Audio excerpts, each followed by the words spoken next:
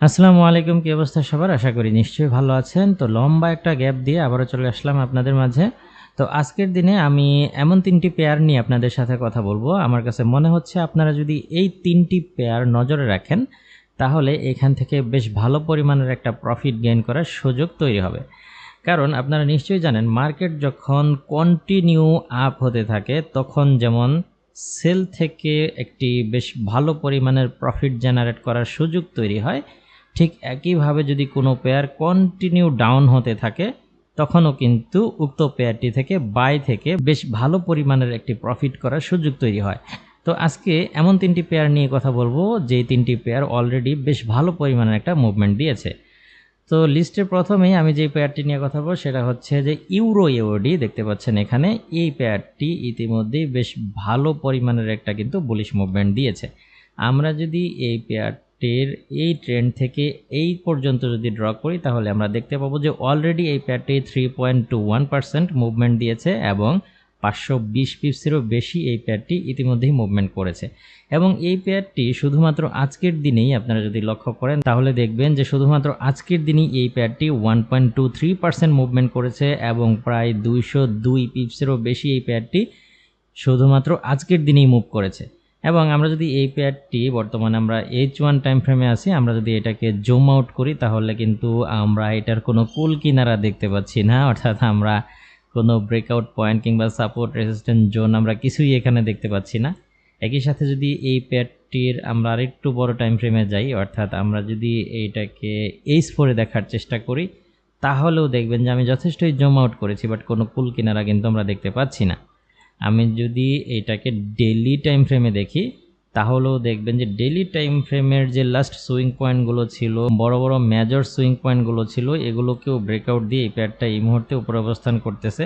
আমরা যদি এটার উইকলি টাইম ফ্রেমটা দেখি তাহলে দেখবেন যে হ্যাঁ, বেশ ভালো একটা পজিশনে কিন্তু এই মুহূর্তে এই পেয়ারটি অবস্থান করতেছে। আপনারা যদি লক্ষ্য করেন তাহলে দেখবেন যে উইকলি বেশ একটা স্ট্রং রেজিস্ট্যান্স জোনে কিন্তু এই পেয়ারটি অবস্থান করতেছে। এর আগেও এই জোনের আশপাশ থেকে বেশ বড় ধরনের বেয়ারিশ ট্রেন্ড ধরেছিল এই পেয়ারটি এবং এখান থেকে একবার ব্রেকআউট হয়েছে, এখান থেকে একবার ব্রেকআউট হয়েছে।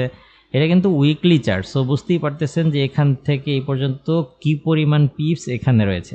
এবং একই সাথে এইখান থেকেও কিন্তু এই পেয়ারটি বেশ বড় ধরনের একটি বেয়ারিশ মুভমেন্ট দিয়েছে। এবং মজার বিষয় হচ্ছে বর্তমানে কিন্তু সেম প্রাইজে ইউরো ইউডি পেয়ারটিকে আমরা পেয়ে যাচ্ছি এবং সেম রেসিস্ট্যান্স জোনে কিন্তু অবস্থান করতেছে। সো এই জায়গাটা নিঃসন্দেহে আমাদের জন্য একটা গুরুত্বপূর্ণ পয়েন্ট। এটা কিন্তু বেশ স্ট্রং একটি ব্রেকআউট জোন। আমরা এই পেয়ারটিকে এই অবধি নজরে রাখতে পারি। আমি যদি আপনাদের সাথে এটা একটু শেয়ার করি তাহলে এই প্রাইস থেকে এই প্রাইস পর্যন্ত, হ্যাঁ, এখানে যে আপনারা প্রাইসটি দেখতে পাচ্ছেন এই যে 1.67188 থেকে 1.68337 যে জোনটা রয়েছে, এই পুরো জোনটাই আমাদের জন্য নিঃসন্দেহে একটা গুরুত্বপূর্ণ ভূমিকা রাখে। আমরা যদি এই জোন থেকে এই পেয়ারটিকে আবারও রিজেকশন তৈরি করার চেষ্টা করতে দেখি, অর্থাৎ যে কোনো ধরনের রিজেকশন ক্যান্ডেল কিংবা যে কোনো ধরনের বেয়ারিশ ক্যান্ডেল কনফার্মেশন দেখলেই আমরা এই জোন থেকে আবারও একটা সেল এন্ট্রি নিতে পারি এবং আমরা চাইলে এটাকে লং টাইম ট্রেডটাকে কন্টিনিউ করতে পারি এবং বেশ বড় ধরনের একটা গেইন করার সুযোগ কিন্তু এই চার্ট থেকে আমাদের তৈরি হতে পারে। এরপরে যদি আমরা নাম্বার 2 পেয়ারটিতে চলে আসি, সেটা হচ্ছে ইউরো এনজেডডি। আপনারা যদি দেখেন ইউরো এনজেডডি পেয়ারটাও কিন্তু একদম সেম অবস্থা। আমরা যদি এটার মানে ছোট টাইম ফ্রেমে যাই, H1-এ যদি যাই তাহলে দেখবেন ইউরো এনজেডডি পেয়ারটাও শুধুমাত্র আজকের দিনেই এই পেয়ারটা মুভ করেছে অলরেডি 193 পিপস এবং 1.09% মুভমেন্ট করেছে। এবং এটাকে যদি আমরা জুম আউট করি, একটু নিচ থেকে যদি আমরা দেখার চেষ্টা করি তাহলে এই ট্রেন্ডের শুরুটা যেখান থেকে হয়েছিল আমরা যদি এটা দেখি তাহলে দেখব যে অলরেডি এই ট্রেন্ড মুভ করেছে 1386 পিপসের মতো মুভ করেছে। তো অলরেডি কিন্তু যথেষ্ট একটা বুলিশ মুভমেন্ট কিন্তু এই পেয়ারটি দিয়েছে। এটাকেও যদি আমরা H1-এ দেখি তাহলেও দেখবেন যে কোনো কুল কিনারা খুঁজে পাওয়া যাচ্ছে না। একই সাথে যদি এটাকে আমরা H4-এ দেখি তাহলেও দেখবেন যে কোনো কুল কিনারা খুঁজে পাওয়া যাচ্ছে না। একই সাথে এটাকে যদি আমরা ডেইলি টাইম ফ্রেমে দেখি, হ্যাঁ, তাহলে দেখব যে ডেইলি টাইম ফ্রেমে পেয়ারটি যেখানে অবস্থান করতেছে এখান থেকে কিন্তু বড় ধরনের বেয়ারিশ ট্রেন্ড এর আগেও ধরেছিল, অর্থাৎ এটা একটা ব্রেকআউট জোন হিসাবে আমরা ধরতে পারি। এবং এটাকে যদি আমরা উইকলি টাইম ফ্রেমে কনভার্ট করি তাহলে আমরা দেখব যে ঠিক ইউরো ইউডির মতো এই পেয়ারটিও কিন্তু এই সেম জায়গা থেকে এর আগেও বহুবার ব্রেকআউট হয়েছে। যেমনটা আমরা এখানে লক্ষ্য করতেছি, এখান থেকে একবার ব্রেকআউট হয়েছে, এখান থেকে এসে এই এই প্রাইসগুলো এই দিক থেকে এসে বড় ধরনের একটা রিজেকশন পেয়েছে এবং বর্তমানে এই সেম জোনটাই কিন্তু অবস্থান করতেছে। সো এইটাও একটা জোন। আমি যদি এইটাকেও আপনাদের সাথে নোট করে দিই তাহলে দেখবেন যে এই যে লেভেলটা, এই লেভেলটা যেখান থেকে এর আগেও মার্কেটটা ব্রেকআউট হয়েছে, এই লেভেলটা আমাদের জন্য গুরুত্বপূর্ণ। তো এখানে আমি যদি আপনাদেরকে প্রাইসগুলো নোট করে দিই, অর্থাৎ এই প্রাইস থেকে এই প্রাইস পর্যন্ত আমাদের জন্য খুবই গুরুত্বপূর্ণ লেভেল এটা।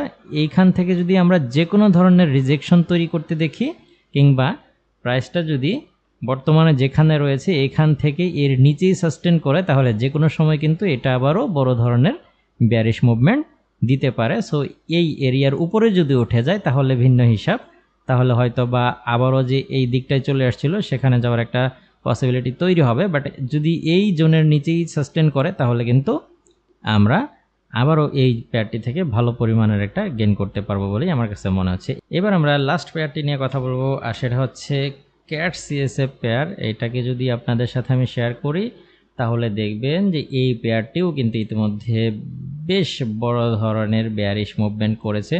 আগের দুইটা পেয়ার আমরা দেখেছি বুলিশ মুভমেন্ট এবং এখানে এই পেয়ারটি থেকে আমরা দেখতেছি এটা বেশ বড় ধরনের একটা বেয়ারিশ মুভমেন্ট দিয়েছে। আমি যদি আপনাদের সাথে শেয়ার করি, ছোট টাইম ফ্রেমে গেলে দেখতে পাবেন যে এই পেয়ারটারও ডাউন ট্রেন্ডের দিকে যথেষ্টই মুভ করেছে এবং এখান থেকে যদি আমরা দেখি যে এই পেয়ারটা এইখান থেকে লাস্ট যখন মুভ করতেছিল এইখান থেকে ইতিমধ্যেই এইটা 194 পিপসের মতো মুভ করেছে এবং 2.89% ইতিমধ্যেই ডাউন হয়েছে এই পেয়ারটি। এখান থেকে লক্ষণীয় বিষয় হচ্ছে লাস্ট 19 ঘন্টায় এই পেয়ারটি এই জোনের ভেতরেই ঘুরপাক খাচ্ছে এবং আপনারা যদি লক্ষ্য করেন তাহলে দেখবেন যে এই পেয়ারটি এখান থেকে যে ডাউন হয়েছে, কন্টিনিউ ডাউন হয়েছে, এখান থেকে এখন পর্যন্ত কোনো প্রকার পেয়ারটি রিট্রেসমেন্ট করে নাই। যদিও এই দিকটাই এই ট্রেন্ড লাইনটাকে কিছুটা ব্রেকআউট দেওয়ার চেষ্টা করেছে, বাট এখনও কিন্তু এটার ভেতরে অবস্থান করতেছে। এখন এই পেয়ারটা যদি কোনো কারণে এদিকে রিট্রেসমেন্ট করে তাহলে এইখান থেকে প্রায় 60 থেকে 100 পিপসের মতো একটা আমাদের গেইন করার সুযোগ কিন্তু এই পেয়ারটি থেকে তৈরি হবে। তো একইভাবে ওই আগের দুইটা পেয়ারের মতো এখান থেকেও যদি আপনারা যে কোনো ধরনের ক্যান্ডেল কনফার্মেশন পান সেই ক্ষেত্রে এখান থেকেও বেশ ভালো পরিমাণের একটা গেইন করার সুযোগ হবে। আমার কাছে মনে হচ্ছে যে এই পেয়ারটা যদি এই জোনের উপরে চলে আসে তাহলে এইখান থেকে এইটা আবারও এই ট্রেন্ড লাইন অবধি এই প্রাইসটা রিট্রেসমেন্ট করতে পারে। সেই ক্ষেত্রে এই প্রাইসটা আমি যদি আপনাদের সাথে শেয়ার করি তাহলে হবে যে এই লেভেলটা পর্যন্ত আপনারা নজরে রাখতে পারেন, অর্থাৎ এই পেয়ারটা যদি এই লেভেলে এসে আবারও ডাউন হতে থাকে তাহলে তো এটা আবারও হয়তো বা ডাউন ট্রেন্ড কন্টিনিউ করতে পারে, বাট এইটার উপরে যদি প্রাইস সাস্টেন করে তাহলে কিন্তু এখান থেকে এটা আবারও ব্রেকআউট হয়ে যাওয়ার একটা সম্ভাবনা তৈরি হবে। আশা করি বুঝতে পেরেছেন। এই তিনটা পেয়ার অবশ্যই নজর রাখবেন। আশা করছি এই তিনটা পেয়ার থেকে আপনারা বেশ ভালো পরিমাণের একটা প্রফিট বুক করতে পারবেন।